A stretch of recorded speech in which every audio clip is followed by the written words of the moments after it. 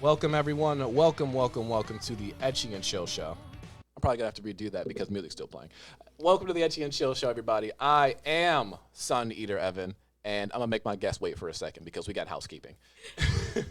In the back, that beautiful head you see behind my guest, if for the YouTube audience, that is Cook again. And every time Cook comes, the party's there. Like the first time he and I recorded, my family was showing up. And now this time, you and Jesse show up. So he's just never by himself now. Never, ever. He waves to the camera. So if you're on Spotify or SoundCloud, just ignore what's going on. This is not for the audio listeners. So the guest you've heard with me today is a longtime friend who is now stuck with me forever. This pure ball of chaos is a professional cosplayer, a professional con goer who's been to cons for about a decade now? Actually, probably over a decade. Yes. Yeah. And this all-around awesome insomniac purveyor of fanfiction. You didn't have to call me out like this, but okay. We're doing this. All shade all day. This is all shade. You can find her on Instagram and TikTok at Emmy27_cosplay. Welcome to the program, Emily. Thanks for having me. I'm super, super excited. I'm loving the new setup and everything. Like I said, from when we came from a single mic on the table to the setup we got now. Yes, that little Yeti Nano in the middle of the table. Middle of the table. Now we're uploading to YouTube. Look at that. I hated having to record with multiple people on that thing because somebody would sneak a joke in and then you just hear a chorus of just because everyone's laughing and you couldn't hear the joke. So so many good moments I had to cut out. It was terrible. Now I at least look and pretend to be professional. We're getting there. You fake it until you make it. Oh, don't even bring that up because I've been suffering from imposter syndrome the past 2 months. Yeah, no, we don't have that. We're just faking it until we make it. Oh my God. Like I've sold about a couple hundred books by now. And you haven't told, we're going to talk about this later. We are definitely because you're talking about this big later. achievement happened and I have to tell you about this. And you're waiting until now when I can't really react in my full volume that I want to or tackle you. Here's the trap. It's like breaking up in a public place. So I just remember I was sitting down on my computer and I'm scheduling a bunch of things to release. Like I'm getting my schedule for podcasting together. I'm getting my schedule for writing together. So I'm not too burned out of either. Yeah. Because it would always suck when I put a podcast episode out and then I have nothing. No, I get that. I totally get that.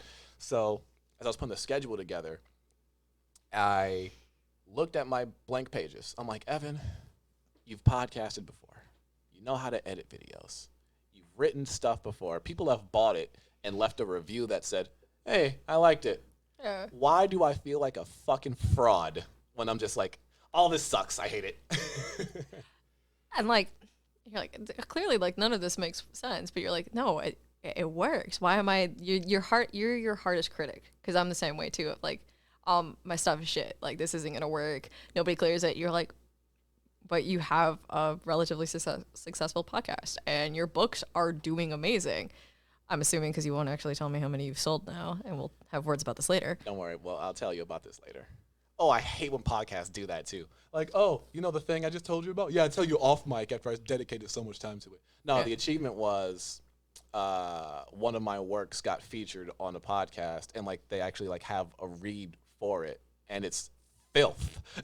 Dude, that's awesome. And I was just listening to it. I was like, I want to cringe a little bit because it's filthy and I wrote it and I don't want people to know it came from me. But at the same time, I'm listening to someone reading my work and I'm like, I'm fucking good. So I'm good. So were you contacted that I reached out.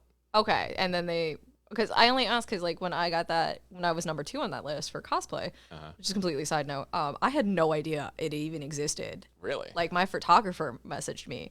And he's like, hey, did you know about this? So, I wasn't contacted about it at all. They literally just took my Instagram post and put it off there. I don't know how it was voted of being the number 2 for it, but I still actually... we're not going to gloss over that. So, Emily, my guest, I should have led with that 10 minutes in, was featured as the number 2 out of 10 amazing Naruto cosplays. Yeah, it was, I think it was alternative. Hit a button. Hit a button for that. I think it was either, I think it was the gender bent version or just and so I was number 2, and so I asked my photographer, I'm like, hey, how did you even find out about this? And he goes, I literally just Googled your username. And so I think it was under my TikTok. It was an article there. And then Yes, it was awesome. You printed it out, and I still have that in my studio right now, and I see it every day. My favorite thing about printing that out for you was I couldn't find it anywhere. I had to Google your Instagram name when the article came up, and I had to send it to the UPS store to print it off. And mind you, it's just a big picture of Emily, and I go in there, it's all women in the UPS store, and like 2 or 3 of, and it's a big poster board. Yeah. And 2 or 3 of them look at me like, hey, do you like know her? And I'm like, oh no, that's my best friend. I'm gonna give it to her right now. I bet they didn't believe me. No, not at all. Not at all. Well, I wonder now, because like you said, we're gonna mention this a lot on the podcast. Like that trend on TikTok now is everybody a lot of girlfriends, at least I've seen, are finding their boyfriend's favorite video games or beer.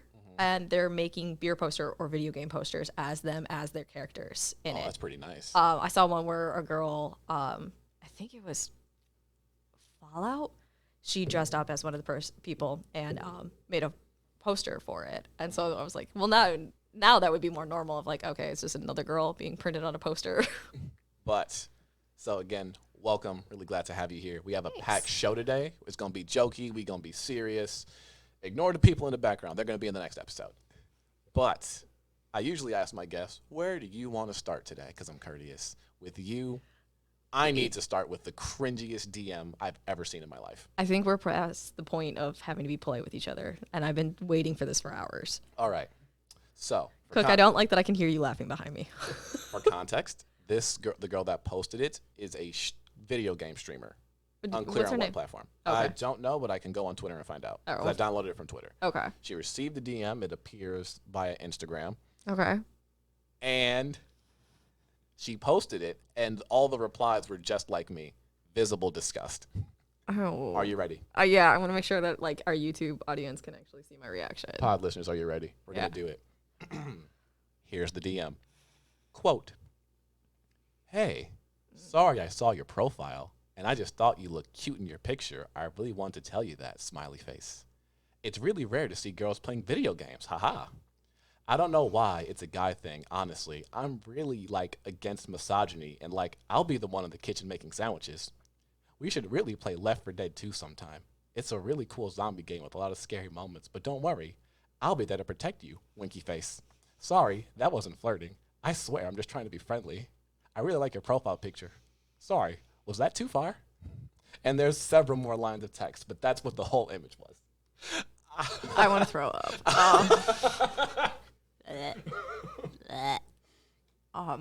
That is real. Okay, and I need clarification. The smiley face and the winky face, was it emoji? No or emojis. Okay, It so was colon smile. I don't understand, and I don't understand this, and maybe somebody else feels the same way too. That's creepier to me. That's more unsettling that it is spelled out. That's I don't understand. There needs to be a counter that says that references the times we mention TikTok or reference at TikTok. But that's the problem. And that's Dudes is horny. At what point do you type that out and you don't have the self-awareness to be like, I don't think this is it. That ain't it, dog. Or even what's your level of self-confidence to shoot your shot and type out that message and read it and be like, yeah, nothing about this sounds creepy or comes off awkward or weird or unsettling. What level do you have to be to get to that? If I ever receive a DM like that, I feel like I have to move because that's the kind of guy that'll dox your address because you don't respond in a week. Yes. They're the ones that just even having no interactions other than maybe reading out their Twitch donation or saying hi when they see your name in chat maybe once, they suddenly feel like you're my person. Yeah, I'm going to follow you forever. And I'm going to find you where you live. You're my person. And if they post that they have a significant other who may not be online, they're like, wait, no, you're mine. I'm glad you mentioned about that. I'm glad you mentioned those two things because the first one is I'm not at that level yet. I doubt I'll be for a while. When you go on so many podcasts and you do so many Instagram posts and you show people your personal life, a lot of people genuinely feel that they know you because of just what you see. But like, I'm just putting content out there. I don't know y'all like that. And it's especially true with people that have been creating content for years, because like we follow your journey, we see your journey, and it's like, oh, I know this person. I can talk to them. It's like so we're familiar. parasocial. Like, well, that's a good word. Yeah. So I'm a very small time creator. Like, I'm very small on TikTok. Comparative. I have a sizable following, which is great. I'm super happy with my followers. But because I am such a small time, I am able to respond to more DMs and stuff. And I can even say, as a small time creator, I have a few people that I don't mind responding to messages, but there is the inkling in the back of my head of like, you're a little too familiar with me. I don't mind putting myself online for certain things. But there is kind of always like the little bit of fear of like, I don't actually really know you, my guy. Like my mutuals are my friends. If I'm ever in the same state, I would absolutely love to meet up and meet with them. They're some of the coolest people I know. But some of the people that I randomly respond to online, you don't know me and I don't know you. We'll talk a little bit, but we're not friends. I don't really know you like that, and you don't know me like that. So reaching out in certain ways is just a little, you gotta be on your toes a little bit. It's a little unsettling. I'm too self-aware to reach out to people, to be honest with you. Yeah. I'm too self-aware to record myself doing anything in public. Like, like this year, I'm going to do the National Novel Writing Month Challenge. Mm-hmm. I'm going to commit to writing a book in 30 days. And I'm going to make a video about it and record myself, being in my room doing it, being in public places doing it. I am so self-conscious about being in like a Starbucks or something, having a camera on myself. Well, will it make you feel better if I'm next to you? Like that guy in the gym was self-conscious about going to the gym, so his buddy dressed up in a weird costume next to him. Sure. It'll look like we're doing something. No, so you will be doing your thing, and then on the other side of you, I will be filming a TikTok in full cosplay. On the dance app. Yeah, the internet's a crazy place, man. Don't be sending DMs to people like that. Please don't. And if you're about to send a DM to a TikTok streamer, a Twitch streamer, or whatever, don't do it. Beat your meat first, because you come across as creepy as could possibly be. It's one thing to just be like, hey, I think you're really pretty. I know you online. Women will go, I don't know who this is. No. Or it's a thank you. Yeah, but that's creepy. Like, I'm against misogyny. I make sandwiches too. You said something and then immediately contradicted yourself in less than a second. It's not the vibe, my guy. Have you got any weird DMs being on Instagram or TikTok? Maybe that haven't made you feel as visibly disgusted, but just been scrolling through Instagram one day and some guy left a comment that just said, oh my God, I'm going to turn this off for a little while. Oh, I think I still have it saved, but remember when I posted my very first thirst trap where I was in my normal clothes and then I was the one where I was in the Kakashi shirt? Literally, how could I forget? Yeah, okay. So those comments were the best one. And I remember the first one that I read that I audibly like cringed, but also laughed out loud and screenshotted and immediately sent to you guys. Because I'm like, I have no idea how I want to respond to this. Because here's me, and I don't know if any other female creators or any other creators do this. When I get a DM or a comment that like makes me feel like an odd way, I will check out your profile. I am seeing what type of person you are. I'm seeing who sends this. So it was the comment where someone says, I will plow you like freshly laid corn. I think that's what it was. I have it saved. I literally still have it screenshotted.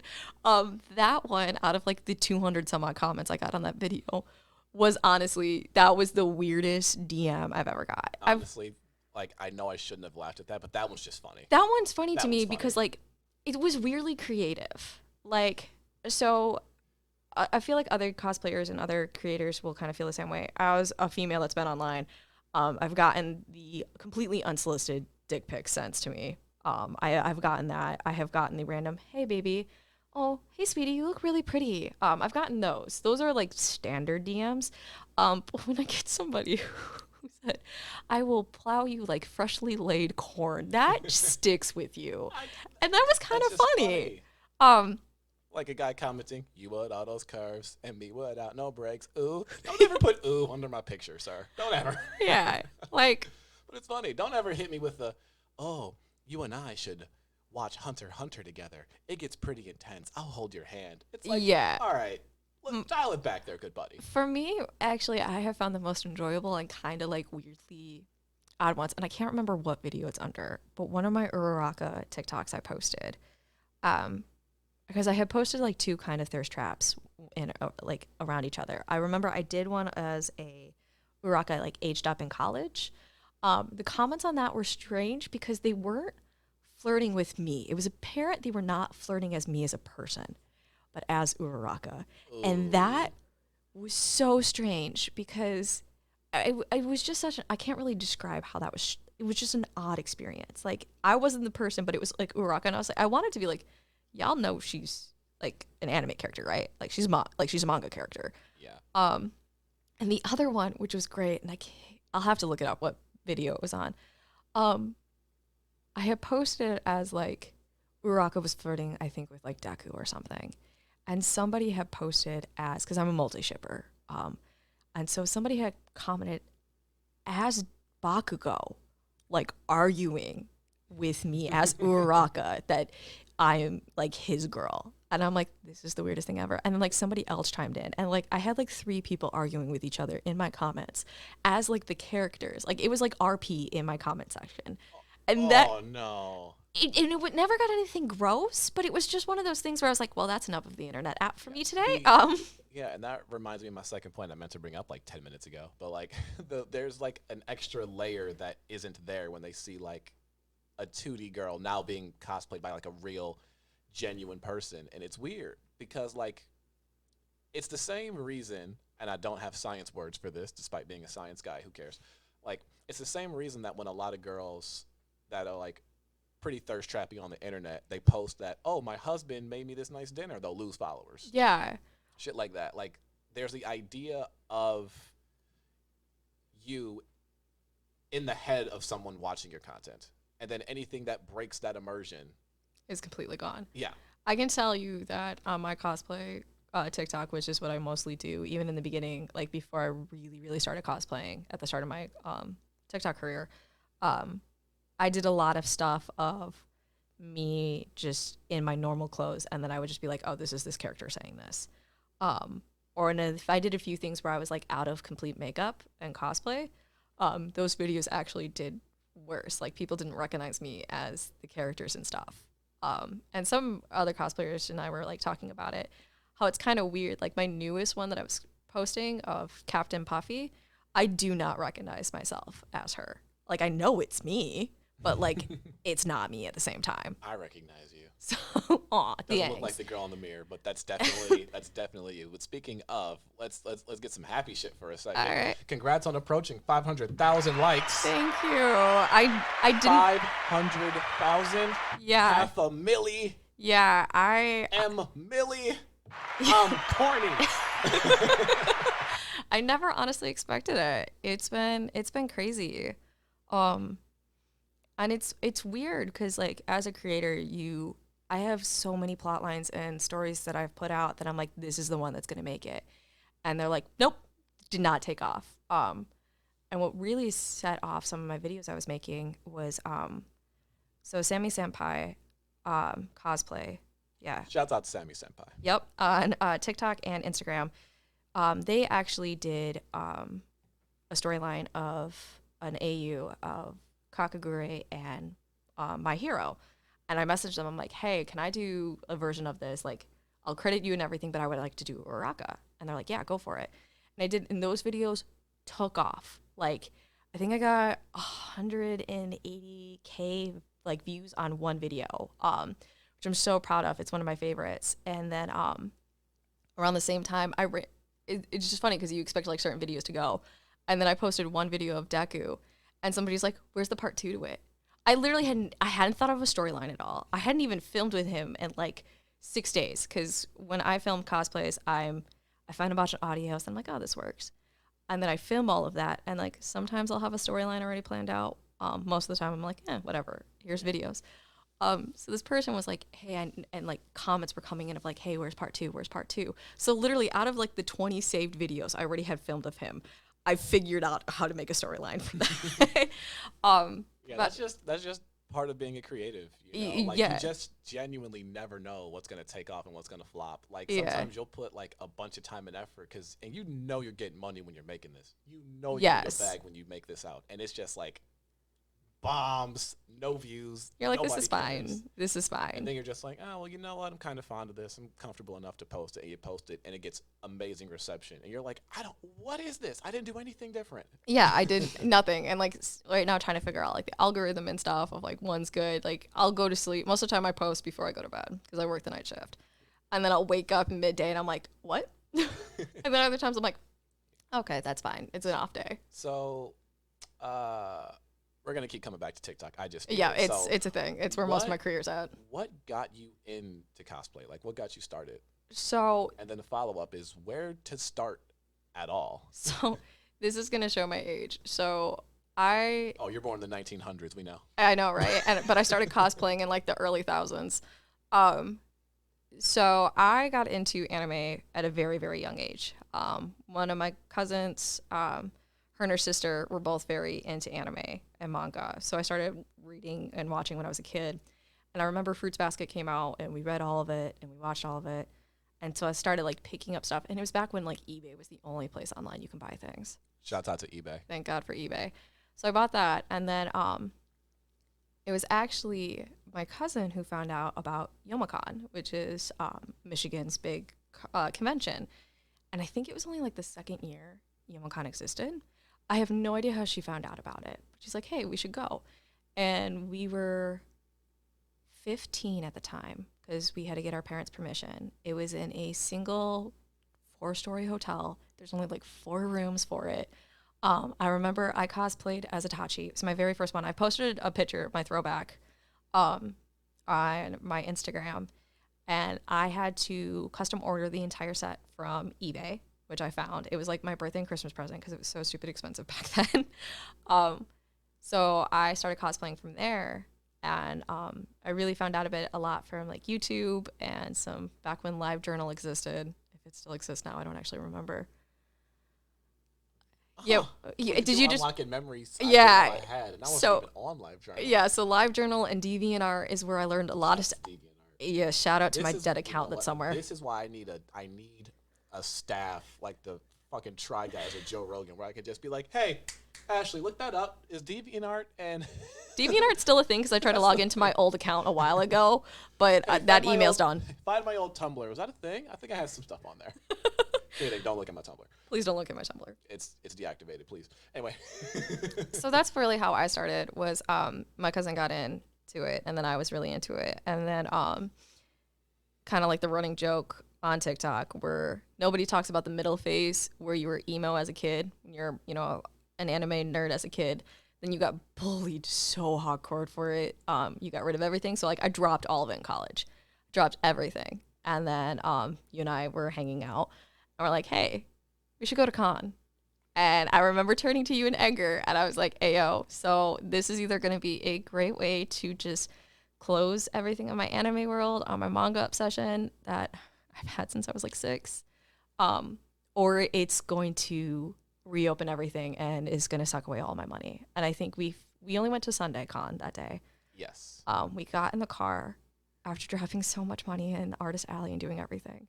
And I just quietly turned to you and I went, well, that started everything. We immediately planned for next year. We planned for con. I lost count after, I think I have 27 wigs now. I have an entire studio set up to filming TikToks and creating content of cosplay. I have a basement set up to build my foam weapons and everything.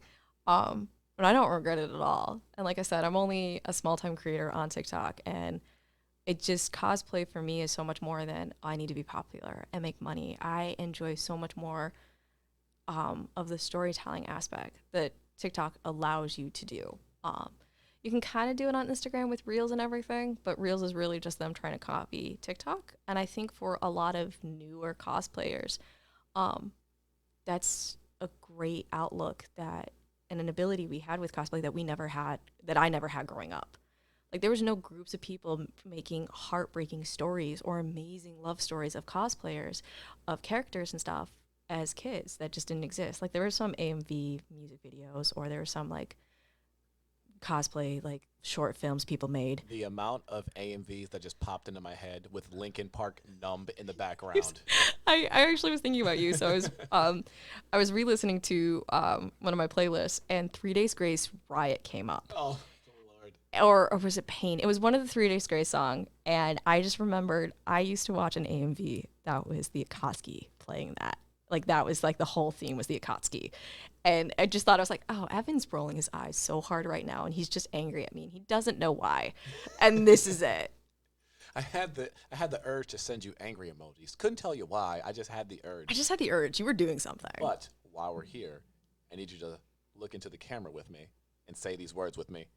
Cosplay is for everyone. All. It's for all. It is for all. I don't give a fuck for all. Whether you look like or what your size is. You ain't no fucking variant. You're that character. Cosplay is for everybody. It's for everyone. Whether it's it's cosplay you bought, or it's cosplay you made. It's cosplay, closet cosplay that you got through.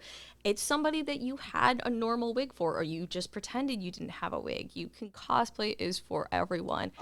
I'm glad you brought that up because there was a cosplayer that I saw a thread on Twitter. I follow Cutie Pie Sensei on everything because she's great. Yep. And there was this thread she retweeted, and it said, as a cosplayer, making or buying the thing is still valid because sometimes I want to make and wear the thing is very different from I just want to have the thing. Like, There are two very different things. Yes, and I have found, from at least what I've seen with, like, younger people who are starting cosplay and everything, is somebody who like makes a lot of their own cosplays. It's because I enjoy it. But there's still even cosplays right now where like I've been trying to make Faye Valentine's cosplay for like 2 years now. And it's mostly just because I'm learning how to sew and everything. But I realize that's not going to work. So there's no shame in buying a cosplay. You shouldn't be shamed for that.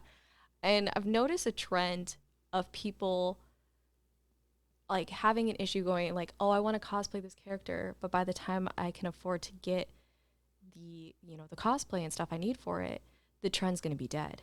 Like people like right now, the Arcane is huge all over TikTok. And people are talking about, oh, I can't get this character. I can't get this right because by the time I do it, the next big thing's going to come out, like Spider-Man or, My Hero starting back up and Demon Slayer and Genshin has just taken over everything. And it's just so many people, mostly older cosplayers being like, hey, no, you're still allowed to cosplay from, older fandoms or stuff that's not trending anymore. It's okay. Cosplay is supposed to be fun. So that's like the biggest thing I want people to get around and like take away is you can do this. Fuck everybody else. I'm about to cosplay from a Disney movie that came out when I was a baby. Like you can. It's okay. Speaking of, here's another topic that you actually brought up and we did it in pre-pro and I want to bring it up now because it's the perfect time. Toxicity and cosplay in the anime community, not necessarily limited to TikTok, but just your experiences being a cosplayer. So I've noticed, because I was thinking about what we wanted to talk about here today, and it's been coming up in a few things with the toxicity. So when I first started cosplaying, if we were going to be the female version of a character, we always called it gender bending. Now it's just kind of like, whatever. It's not even labeled. I love that kind of now with like the newer age of like non-binary. It just doesn't matter. It's just it's a character, but it looks different. But I have noticed that as a white female cosplayer, that the only like major cosplayers that really are super getting popular happen to be skinny white people. And as is everything. Yes. Goddamn app every time. But what I have found as annoying is I will post completely cosplays where I won't specify a character's gender, and I will have a character that's originally male, but I'll be female, or I'll have a character that's male, and I'm not hiding my chest or anything, so I still clearly look female in it. And not a single time will someone be like, "Oh, you're ruining this cosplay. This character is supposed to look like this." And yet, I have plenty of POC, mutuals who will post a cosplay as a character, won't even change anything about it, and their comment section is just filled of, this character isn't this skin color, you're ruining cosplay, you can't ruin cosplay. Let me rephrase that. Unless you're doing illegal shit, you can't ruin cosplay. Yeah. Cosplay is for everyone. The people that go under a comment and go, under a post and just say, this isn't that, like... What does that do for you? It's like... What does that do for you? It's like me cosplaying Tanjiro, and they're like, Tanjiro is short, you're too tall. What exactly? Do you want me to cut off my knees? Could I have said black? Yes, but it's just how silly that shit is. Yeah, it's the same equivalent. It'd be like, and like we were kind of talking about it earlier about like people seeing you as the character and like being attracted to it. I have seen videos where there have been plus size people cosplaying as characters and people losing it in their comment section, being mean because like I'll click on it because the cosplay is amazing and I want to tell them that. And you click on the comments and it's like, user has shut off comments. Like, who made it mean? Like, just because you don't like somebody's body type does not give you a goddamn right to tell somebody about it and be like, oh, you're ruining this cosplay. No, you're ruining it because you're a dick. Like, yeah. It takes zero time to not be an asshole. Yeah. And if you got something negative, so you can just scroll. Say it to yourself. You don't need to post. Yeah. Okay. This isn't here for you. It's an amazing concept. You can just leave. Yeah. All right. Let's get off this. Favorite cosplay you've ever made? Ever made? Favorite cosplay. Okay, so my favorite cosplay that I ever made. Really what I want to do is for you to have to go back home to all your darlings in the closet as they whisper at you, oh, wow. Okay, so that one's your favorite? Wow. It's so funny because I have not posted her like barely at all on TikTok because it's so much to get into. But honestly, Ruby is my favorite because I made all of that. Like, I made Ruby. I made her crescent rose. I designed it to be my height. It's the first weapon I ever made. I hand designed and sewed the entire top. I made everything on that cosplay. Like, that was me. So for me, that's my favorite. My comfort cosplay, the one that I'm in all the time that makes me feel like the most comfortable in, that actually changes a lot. So for a while, it was Uraraka. And weird, it was Uraraka and Toga at the same time, which really goes with like literal polar opposites. Yeah, Toga which was strange. Was literally created to be a foil to Uraraka. Yes, like, that's her only reason for existing. I think I like to like occasionally channel the crazy bitch energy, and that's what I think. Cause that's like the pure ball of chaos in you. Yes, it is the chaos entity. And then for a really long time, I remember because I wanted to talk about like your comfort cosplay will change. So for the longest time, especially after my previous dog had passed, Deku was my comfort cosplay. I remember filming so much in him. I loved the storylines. And then just recently I was getting back in and I had a different storyline I wanted to do. And I remember I was just filming like one video. I got done filming like 6 or 7. And I'm like, this doesn't feel the same anymore. Like, it's fun, but it doesn't bring me peace like it used to. Which is really odd to like to describe. It's really actually hard to describe, but it was fun, but it wasn't what it was before. And then most recently I was putting on my Captain Puffy cosplay. Just recently, I just got into her a couple days ago, and I'm like, oh, this energy I feel when I can create these videos, what they are as a character to me, I'm like, this is where I'm at right now. So right now I'm kind of going for that as more as my comfort character. I know you wanted to bring up Dobby, but I broke your heart beforehand of like, he's not it. He never was it. I just loved cosplaying as him. I have talked about my hero so much in the show. Yes. I think I've mentioned it in every episode. Well, it's all consuming for us. Except for the one with Cook because we do gaming. Yes, it was a TikTok you had where this mass murderer. Oh, was it when my first comfort character was talking to my newest comfort character? Yes. Okay, no, that's still pretty true. There's some trends I just don't get. Like the comfort character ones I didn't understand, but like it's not for me, it's whatever. And yours was Dobby, and I was like, okay, at what fucking point? So here's my reason. Dobby comfort anyone? So for him, so like in that trend, my first comfort character was Kiyosoma from Fruits Basket, and then for that time, the newest one, like character I related to kind of was Dobby, in the fact of kind of what we talk about off podcast, and you always joke that you can't laugh at our trauma of my broken family. That wasn't a giggle by me. I promise it wasn't. No, dude, you're good. I give you permission to laugh at my stuff. I have a lot of issues with anger and stuff of growing up with stuff, and I've talked about it elsewhere. And so Kyo went through a lot of stuff of having to deal with his family and anger with his family, and how he handled stuff. That was my comfort as a kid. And then for a really long time when I was watching the manga coming out and all the hints of, Dobby's character, I got that anger still of the stuff that went through with your family, how that burns, how it can create such a huge fire, like that kind of stuff hit. And then, you know, how it like he actually played out. I was like, all right, this is not the vibe for me anymore. Okay. I'm glad you cleared that up. Like, so it was more that kind of thing of like, I can get from me what his baseline character was of the trauma and the anger and that kind of stuff where he went through. I related it to kind of the stuff that I went through, not to the same extent as his. But that kind of made sense of like, okay. And then, like I said, read one of the chapters that came out. I was like, I've read like 2 of the lines, no spoilers here. I went, you know what? Not the vibe. And then it was just the end. Okay. So right now I really don't like have a super, super comfort character that I'm relating to, which is weird. Weird for you. It's weird. And it's not just because I'm like so stuck in Hunter x Hunter right now, but it is right now I'm finding so much comfort in the characters, Killua and Gon, like their friendship, their dynamic, everything about it is where I'm like completely vibing with right now. So if I had to say anything, those 2 are my comfort characters at the moment. Okay. I thought it was the chaos and the flames all the time. And No, like, well that's the wait a pyro. minute. That's the pyro and the ADD. I'm like, Dobby had 3 siblings that went through the same trauma that he did. Okay, They didn't grow wait. up to be murderers. Here's the thing. His flames are also my favorite color, and I'm not gonna lie, that was a huge selling point for me. Okay. You've seen my house. You know what color my house is mostly. You can't be mad at me for that. I'm a little shallow and a little dumb sometimes. I'm not gonna be mad. I'll tell you what, though. You're disappointed. I will be mad if this next topic bombs. I'm kidding. Don't hold that to yourself. Anyway, so I want to get into fan fiction.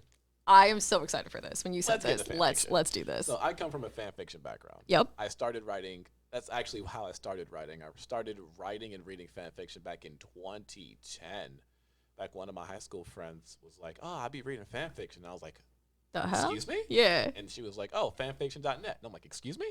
And I think that's when I first got my own personal laptop, was back in 2010. And I mean, I got home and I was like, let me see what this fan fiction thing is about. Yo. And I remember getting home, cracking open the laptop, and I don't think I stopped reading things No. until like midnight. My grandma was like, "Are you still awake? If you Yup. don't go to bed before I whoop you." No, I'm. And I was hooked from that day on. You can't stop. So around the same time that I got into anime, so my cousin that I'm closest with, I don't want to say their name on here because I don't have permission to do that yet. They have an older sister who is 4 years older than us. So they're also into anime and everything. So they're the ones that actually got us into everything. So when we were doing all of this, they knew about fan fiction, introduced it to us. So I remember we were going on a family trip driving down to Florida, and my cousin and I literally printed out chapters to the fan fiction we were reading so we could read it in the car because we drive for like 2 days. You're kidding. I'm not. I am dead ass. You can text my cousin and she will tell you. Dead ass. We printed out chapters and then we would switch because we like all the same stories. You're kidding. No, I'm absolutely not. In between that, we were playing Bloody Roar on the GameCube my mom brought in the car. Oh my god. So I have been reading fan fiction for well over 15 years. On a And before very you weird ask, note, I have 6 tabs open on my phone right now. 6 tabs. I have 6 tabs just because literally when I got here, a story updated for me.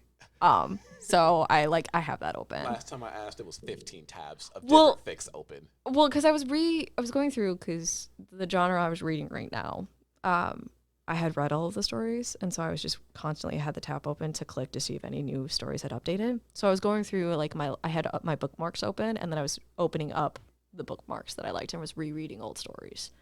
Because I have gotten to that point now where I've been reading fan fiction for so long, that I have read through most of the stories of the couples and pairings that I like.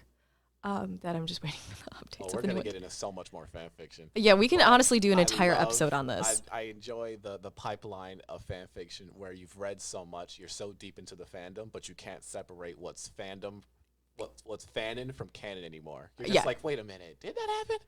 I absolutely love that, especially when the fandom as a whole just has decided that it's true and has ignored everything else. You ever read a chapter so good that was just a little a spin-off of something the creator made and you wish it could be animated because you know it was that good? I got one better for you. So I read a fan fiction. It was 20 chapters. It was freaking amazing. Somebody wrote a fan fiction to that fan fiction, and it was like the same. We're even like the author, like, because I got a little worried because we were talking about it pre-show. And I want to touch base about like stealing creative work. I was a little worried like the author didn't like it, like the original author from the original story. I'm like, I don't want to read something if they don't like it. And I really, literally, I had that thought, clicked on the comments to see if the author had read anything. And the author was even like, bro, I thought I wrote this. Like, you got the characters right and everything. So, yeah. You gotta be bad. You gotta be good. Yeah. You do a fan fiction of a fan fiction and people just love it. What's the cringiest thing you've ever read?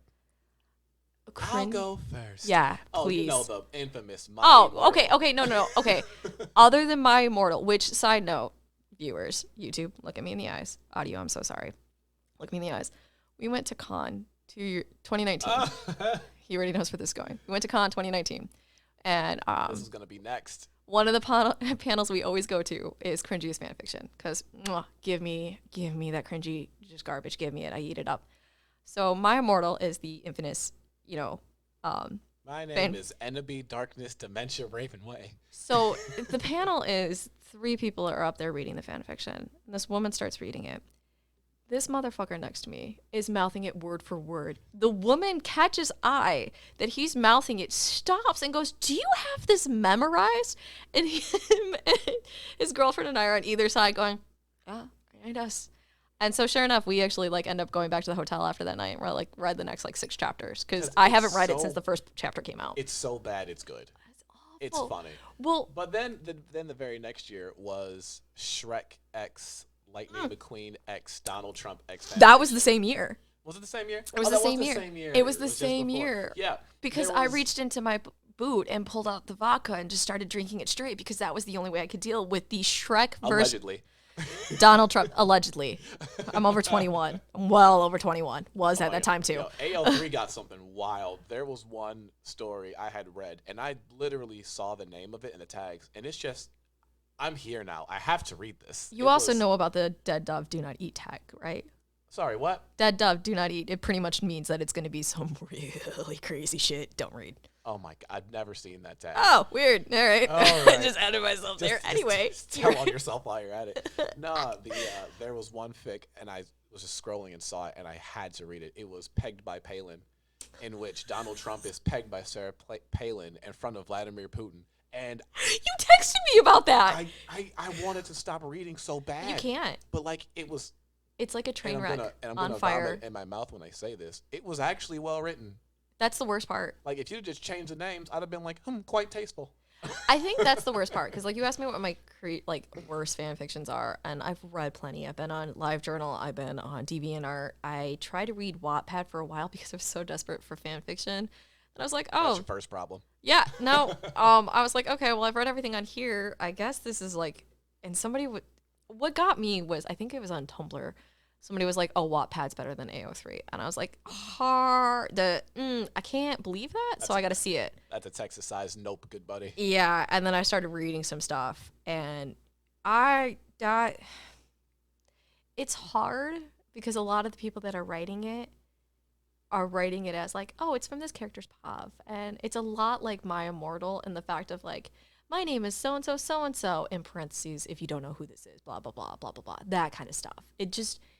It feels like my writing when I was like 14 and I tried to write something. Ooh, so it just feels like young writing. You're stumbling on so many things I want to touch on. We don't have enough time. We literally will have to do a full fan fiction. What's your favorite tag? Like if you're scrolling, what's the if you see this tag and you're clicking on it, what tag is that? Found Family. I didn't mean to make you sad. Found Family or Found Family. Found Family or I Love Friends to Lovers, trope. Ooh. The Flowershop AU and the Tattoo Shop AU, Coffee Shop. I really love AUs, but definitely Found Family is my favorite. I figured you'd say that. I just took a wild guess. Yep. I am an absolute slut for second chance romances. I can't, and if you put the wholesome tag, you can't get enough. When I want to make myself violently cry of unhappiness. The violently word in there makes it funnier. Hurt no comfort, right romance, wrong time. Don't do that. I Don't do that. Why would you do that? when I like sometimes I just need to cry. And like I will find my favorite pairing that was right person, wrong time, hurt no comfort. That is a different level of angst train that I will end up crying. And like you know what? We have to do a full podcast on fan fiction because like I have so many more things we'll talk about, and I don't want to touch on that now. No, okay. We can also do a special YouTube video where I'm just like, hey guys, if you don't want to hear us just nerd about fan fiction without a structure, click away now. Yeah, just go away. Just go away. But I love the wholesome tag. And the funniest part about why I stopped using fanfiction.net and moved to AO3, which is also worse, is that so many tags are just like violently together that have no business being together. Because like one tag, because like there'll be the same story where you and your favorite character go on a picnic, and I forget what it's called when it's just like reader character X. Yeah. Character fluff, reader. Fluff. Yeah, I love so fluff. There'll be a lot of fluff, and I'll check the tags out because I'm experienced, and the tags will be like vanilla, wholesome, fluff, lactation. Yo, you're just like, How do we get here? How did we get here? How do we get here? But we're both avid readers of it, and what I wanted to also get into was like, how valid is fan fiction? I think very valid. I couldn't not have this episode without asking you that question. So for me, fan fiction has gotten me through some of the like craziest times of my life. I have consumed, if they were books, if the equivalent of the amount of fan fiction that I've read throughout my entire years, as somebody who struggled with reading as a kid because of my ADHD, I had such a hard time reading because of it. And then discovering fan fiction, I have probably read at least 3 libraries worth of books since then of fan fiction. And the fact that people do this for free and they're so fucking creative. It's just amazing. And like I always feel so weird when I like read the like author's notes and they're like, I'm so sorry this chapter took us such a long time. You know, I'm in uni finishing my exams, and I'm like, bro, dude, you're completely good. You're doing this for free. Take your time. I will wait. It's enjoyable. But I also love the pride that people have for it. I was telling you pre-show, somebody had posted on TikTok the saddest author's note that they ever saw. Don't do this again. No, I'm doing it again. And the person was like, hey, that's it. I finished the story. I'm so sorry if it seemed rushed. This isn't quite how I wanted to end it, but I have surgery tomorrow, and there's only a 20% chance that I'm going to make it. And I wanted to make sure this story was finished before, just in case anything happened. And like everyone in the comments was like, has it updated? What's going on? And it wasn't until about like a week or 2 later, there was an update to the story. It was just an author's note. And the person's like, hey guys, I didn't expect the overwhelming, support. I'm okay. I'm good. She then wrote like the second chapter, that how she wanted it to go, like wrote the original ending and wrote on like 16 more books. But it's amazing. Like the amount of talent these people have. Like speaking of My Hero, there's somebody who's rewriting all of the Harry Potter books as My Hero characters. That's awesome. There's somebody else who's rewriting all of the stories of Harry Potter from Draco's perspective or from Hermione's perspective, which is all amazing and free. And like you said, it's just the talent, the raw talent you get to see from these people. And again, it's for free. They're doing this for fun, and our enjoyment that we can just consume is amazing, and it should not be shit on. I feel you on the pride point, because I was writing a fan fiction for like 3.5 years essentially, and I wasn't even going to finish it, but Ashley told me to finish it, so I did. And it's like a 55,000 word romantic monster. I hate that you won't let me read your stories. You can read this one. Okay. It's a fanfic. It's the only reason I haven't sent it to you is because it's of a show that you haven't seen. Okay. My favorite anime, Shirobako. I need to watch that. And it's one of like 4 fan fictions of Shirobako on the site. Like nobody sees this and goes, I got something. No. But for those like 6 people that the 100 people that are those fans, they will eat. I can tell you as somebody who's like, I need stories for this, and it's the same 30 stories and it never updates. I will read all of them. I've written so much more since then. That one gets the most pride out of me. I love it. I work so hard at that. So I think it's valid. I love it. It's very, and I wanted your opinion on this because I had a pretty sizable Reddit comment about why it is, but I'm asking you, why do you think fan fiction gets so much hate? I think it's kind of like the same thing where like early onset of people who are like nerds into nerdy things. I just feel like Ooh, that's a good point. people, the general public, don't quite understand it. I feel like it's an easy thing for people to make fun of, but they don't actually realize what it is. Because I feel like when people are getting into fan fiction, it's a little bit hard. You have to scroll through, especially like on Wattpad and, Tumblr and LiveJournal and DeviantArt when it was around. And even AO3, learning how to scroll through and find and filter through and find amazing work of arts. There's some hot garbage on these apps. Like there's actual hot garbage on these apps. Like, and I say that as one person literally wrote an entire story that just said hot garbage. I've read it. Because I didn't want to actually think that they wrote an entire novel of hot garbage. Without a doubt, because it was. Because there's a rule that I've adopted recently. 90% of anything in any genre is trash. Yeah. 90% of music, any genre, trash. 90% 10%? Shows, trash. And even then, of that 10%, some of them are just, okay. Yeah. Like, and that definitely applies to fan fiction. Yes. But like, reading so much, there's so much genuine, real books I've read and downloaded, and I'm just looking at it like, this is terrible. But and like, some of the best things I've ever read have really been fan fictions, not just because I already know the characters in the world and the writer doesn't have to waste time establishing all that, but because you understand why people like the story, and you can just play off of that and just take off into a whole new plot. It's great. I have been reading like an actual in-book series since I was 14. It's still continuing going on, and I'm not going to say anything because I don't want to like any hate on the author because it's one of my favorite stories. But some of the later books, they become predictable. I can understand where they're going. I can kind of get the next point. I can go along with it, and it's enjoyable because the writing's good. I love the characters and stuff. But I have been brought to more like visceral emotions from certain fan fictions, and from more often from fan fictions. There's something about how some people are able to write.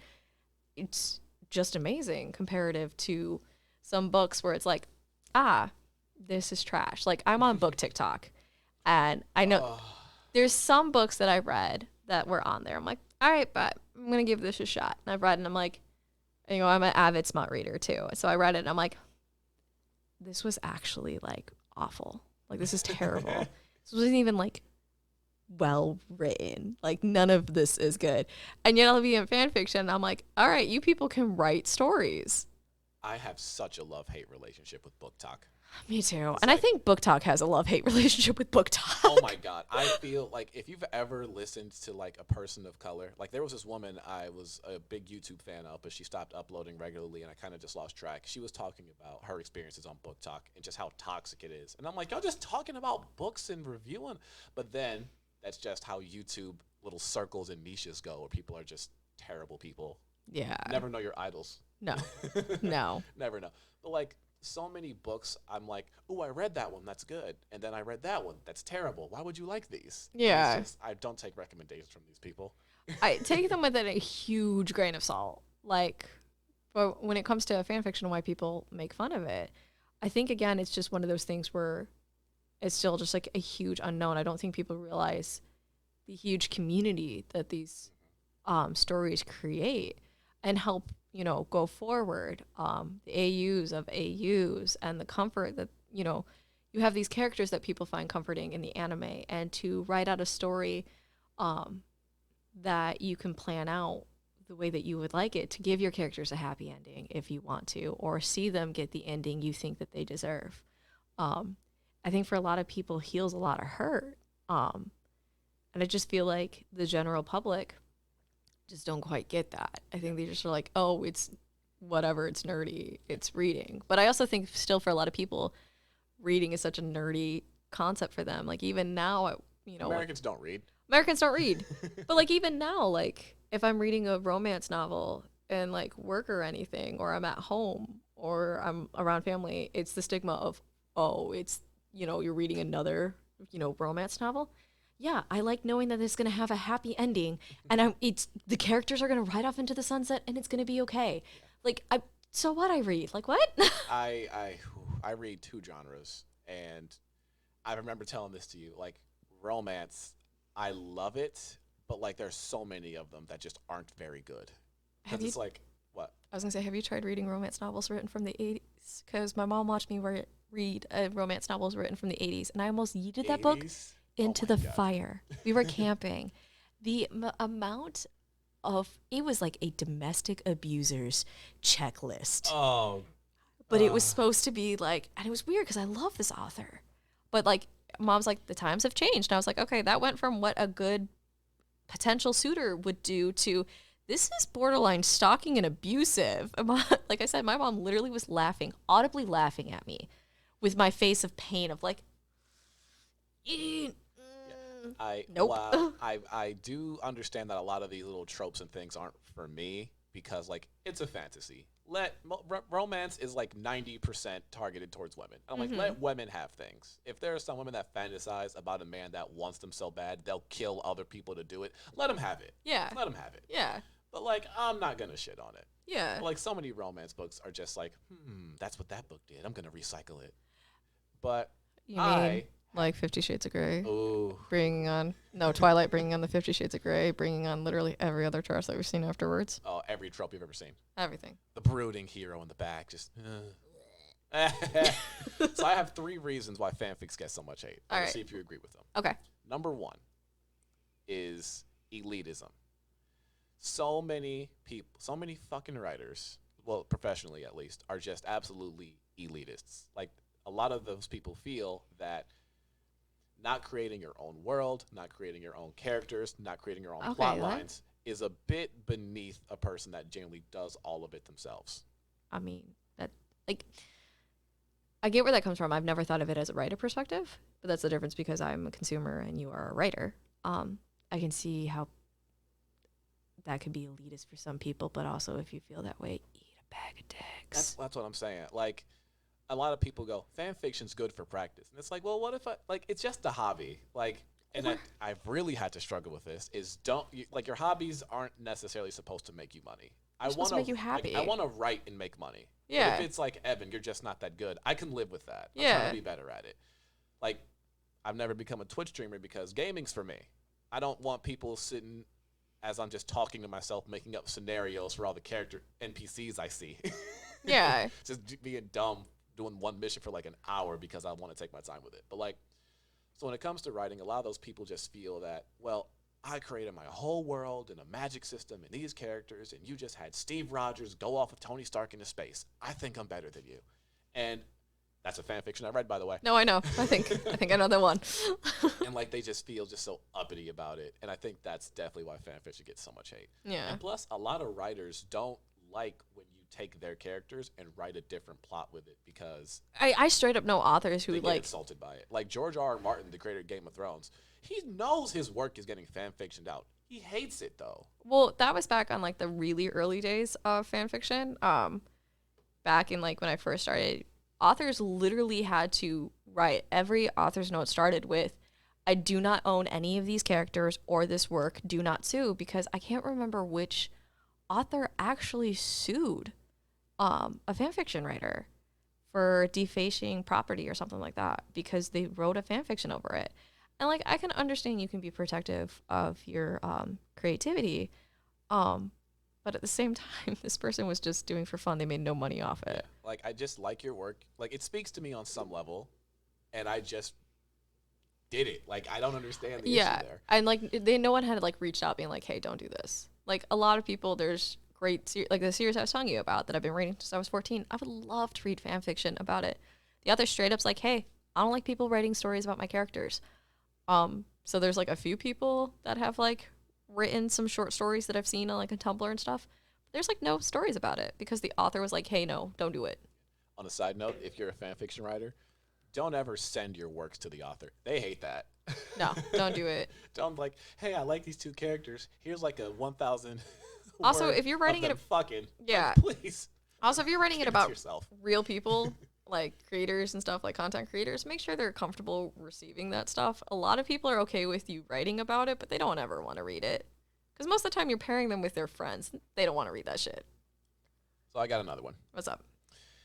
this is probably going to be a short one, but you might have a lot to say about this. I don't know. The Alphabet Mafia.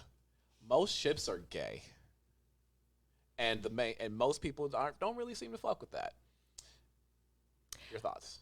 My thoughts, because I can't remember who I was talking to. I think I was telling Anna, and I was explaining to them my reasoning for enjoying that more.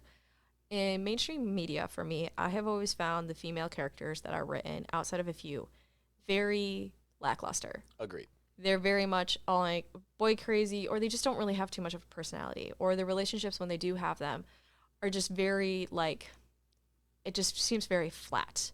And I enjoy the dynamic of, hey, like, when people are pairing, good friends together, they're like, oh, those characters would never be together. They're not gay. I'm like, which is fine. They can do that. But I like the deeper connection those characters have, that could start relationships and can go things with that. And generally like the two badasses, males and the characters and stuff like that, they have more depth to their friendship and to what a potential relationship could be, other than I'm the main girl character and you're the main guy character. We're going to get together. Yeah. Like, there was a video I was watching a little bit ago where, like, we see so many movies, like, even if it's not at all a romance movie, like it's an action movie, like if we see the male lead and the woman that gets the most screen time, they just bat their eyes for a second. In our minds, we've already decided, yeah, we know where this is going. It just happens. So if the romance isn't even properly set up, we don't really care, because we just know it's inevitable what's going to happen. Every Bond girl ever ends up with James Bond. But here's when I say that most ships are gay, and this is why mainstream gets mad at it. I'm not mad at it. But when I realized this was Sam and Bucky is a huge tag on AO3. It's massive. And I read this, and I'm like, y'all are wrong. Y'all are wrong. Like, it's your art. I'm not going to tell you how to interpret it. Plus, I don't really care who you ship. There are some ships I find disgusting in a lot of shows, namely Haikyuu. Ashley and I argue about this literally until we're dead. But, like, Sam and Bucky is so popular. And I'm looking at the same dynamic. I'm like, they don't even look like they like each other all that much. Like, they respect each other. Yeah. Like, I'm not reading 50,000 of their just filth. Yeah. Sex filth. Not that there's a problem with them being gay men. You know what I meant. Don't put no shit in my YouTube comments. Anyway, so I think that's why fan fiction is crapped on a lot, is because we see an almost, I don't want to say overwhelming, but like maybe somebody else would choose to use that word. But like every character we see in just about every show is either straight or assumed straight. Mm-hmm. So. Well, that's unfortunately the way in life. Yeah. Everyone is either straight or assumed straight. Yeah. So a lot of fan fiction writers just like, I'm gonna, they're gay. He's gay now. For my story, he's gay. It doesn't change anything about the character besides their sexual preference. A lot of people don't fuck with that. Yeah. And I disagree with that. If you want the character to be gay, then they're gay. I feel like a lot of people, especially with Sam and Bucky, I feel like a lot of them relate to like, oh, they're men's men. Like, they're strong dudes. And that can't be a thing. Like, there's no way that they are in touch with feelings. They can have romantic interest for male? No, brain, no. Like, hand holding.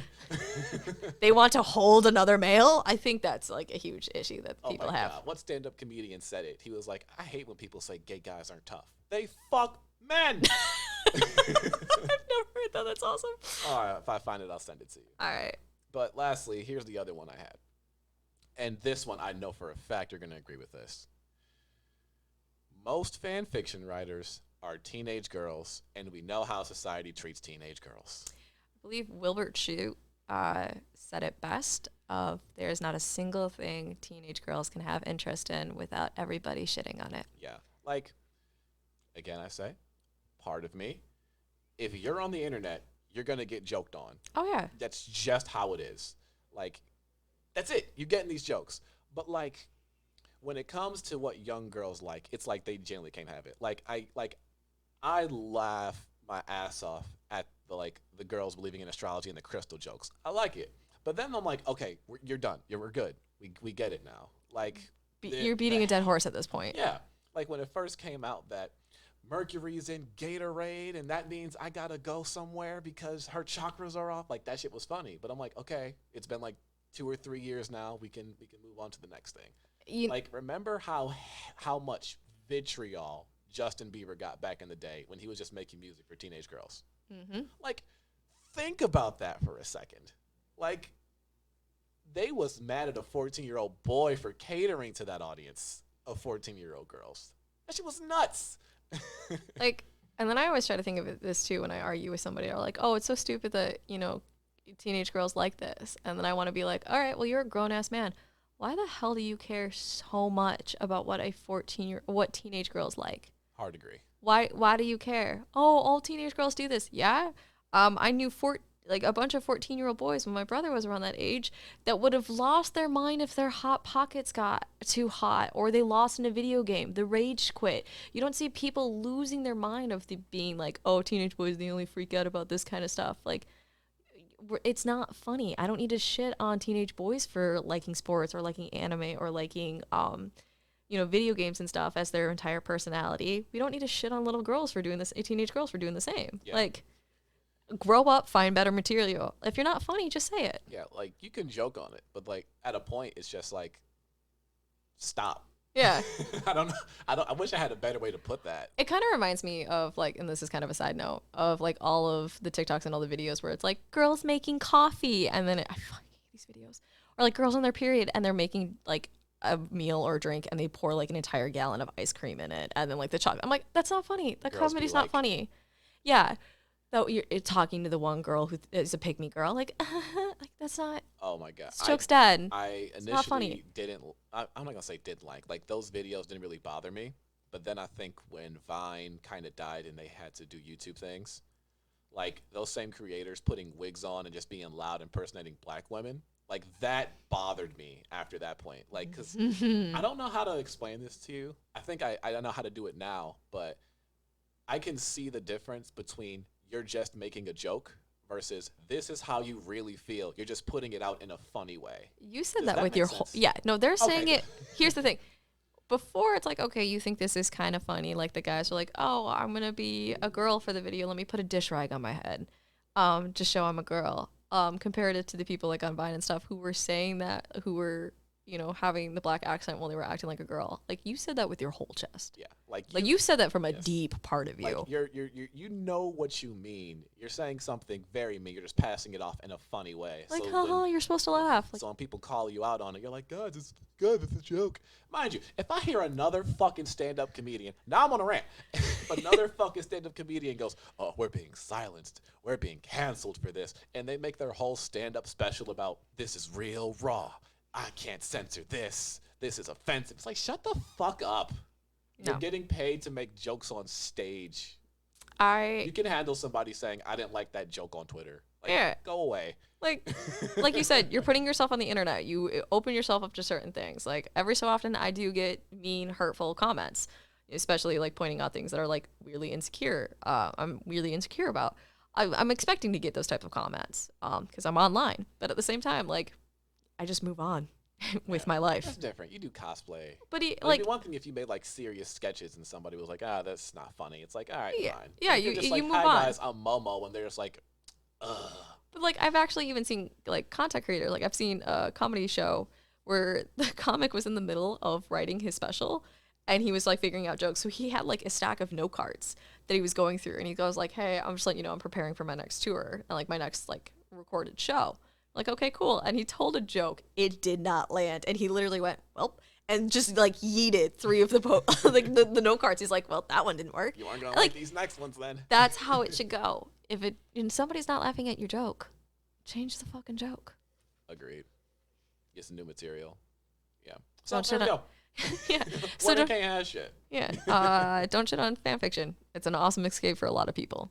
You know what's the hardest part podcast episode? You know what's the hardest part about recording? Finding a way to end it. Yeah. Hey, you ready for this? End. I was hoping you would hit the record button. I thought about doing it too. I could just delete it from that point on. Just end. But anyway, so that's all we got, guys. Hope you enjoyed this.